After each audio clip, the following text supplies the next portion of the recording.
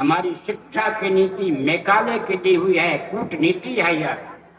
इसके आधार पर नीति अध्यात्महीन शिक्षा पद्धति के आधार पर, देहात्म भाव भाविक शिक्षा पद्धति के आधार पर हम सनातन वैदिक चेतना को जीवित रख ही नहीं सकते। हम अपने मस्तिष्क का सर्वांग विकास कर ही नहीं सकते। हमारी रक्षा की प्रणाली ऐसी है कि हम कभी भी सुरक्षित नहीं रह सकते। कृषि गौरक्ष वाणिज्य के प्रकल्प हमारे ऐसे हैं कि हम दरिद्रता के कगार पर पहुंचे बिना नहीं रह सकते। सेवा और उद्योग के प्रकल्प भी हमारे अपने नहीं हैं। संविधान की आधारशिला हमारी अपनी नहीं है। स्वतंत्र भारत में 70 वर्ष बीत जाने पर भी हिंदू एक नंबर का नागरिक नहीं। क्या है?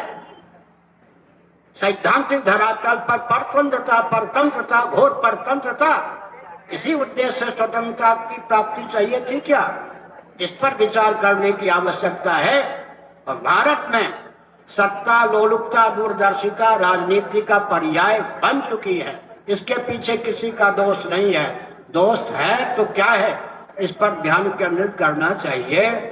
अंग्रेजों की कूटनीति के कारण जिस प्रकार की शिक्षा पद्धति, नीति और अध्यात्म से विहीन भारत को प्राप्त है, उस शिक्षा पद्धति के आधार पर ही जिन व्यक्तियों का हृदय और मस्तिष्क बना है, उस हृदय और मस्तिष्क से युक्त व्यक्तियों के द्वारा संभव ही नहीं है कि भारत को भारत के रूप में उद्भाषित करें या भारत के मौलिक स्वरूप को समझ भी सकें। इसलिए विकास के नाम पर वही मार्ग अपनाया जाता है जिससे हमारे अस्तित्व और आदर्श का विलोप होता है। उदाहरण के लिए अंग्रेजों की कूटनीति थी, अरे तुम्हारे पूर्वज जंगली थे, वनवासी थे। उनकी कूटनीति को हमने कूटनीति न समझकर यथार्थ समझा। गांव वाले भागने लगे नगर की ओर, वनवासी वन को छोड़ के भागने लगे नगर की ओर।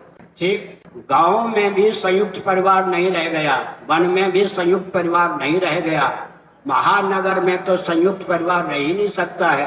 संयुक्त परिवार विहीनता के कारण सनातन कुल धर्म, जाति धर्म, वर्ण धर्म, आश्रम धर्म, कुल परंपरा, कुलाचार, कुल वधु, कुल देवी, कुल देवता, कुल गुरु सबका लोप हो गया।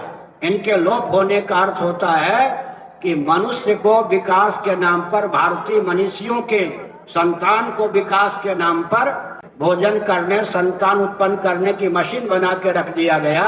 इसीलिए भारत को स्वतंत्रता चाहिए थी का? इस पर विचार करने की आवश्यकता है सज्जनों।